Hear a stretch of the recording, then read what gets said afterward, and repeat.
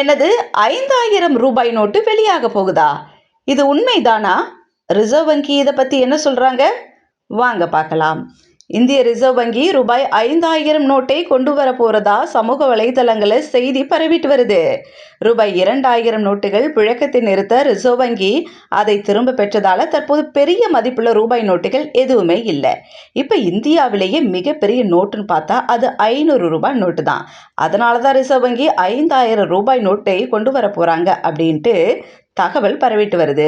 But பாருங்களேன், உயர் மதிப்புடைய கரன்சி நோட்டுகள் இந்தியாவுக்கு ஒன்றும் புதுசு இல்லைங்க.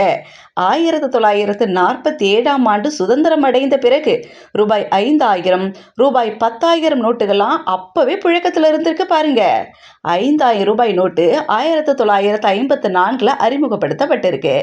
1978 அப்போதைய பிரதமர் மொரார்ஜி தேசாய் அரசு பெரிய நோட்டுகள் செல்லாது என முடிவு செய்த போது 1000 ரூபாய், 5000 ரூபாய், 10,000 ரூபாய் நோட்டுகளாம் மதிப்பு நீக்கம் செய்யப்பட்டது. ஸோ பார்த்தீங்கன்னா இப்படி ஒரு விஷயம் இருந்திருக்கு. தெரியாதவங்க இதன் மூலமா தெரிஞ்சுக்கோங்க.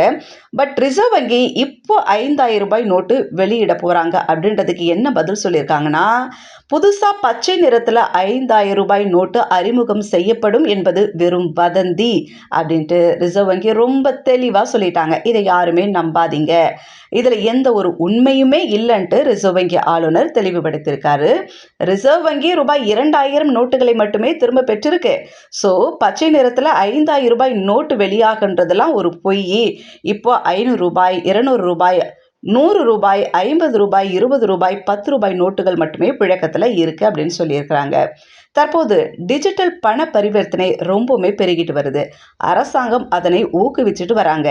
UPI, cyber space banking, digital wallet ஆகியவை நோட்டுகளுக்கு மாற்றாக இருக்கு.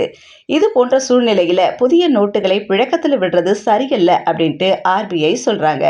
புதிய கரன்சி நோட்டுகள் வெளிப்படுமாய் இருந்துச்சுன்னா அதை இந்திய ரிசர்வ் வங்கி அல்லது நிதி அமைச்சகம் மட்டுமே அறிவிக்கும். அவைதான் அதிகாரப்பூர்வ அறிவிப்பா இருக்கும்.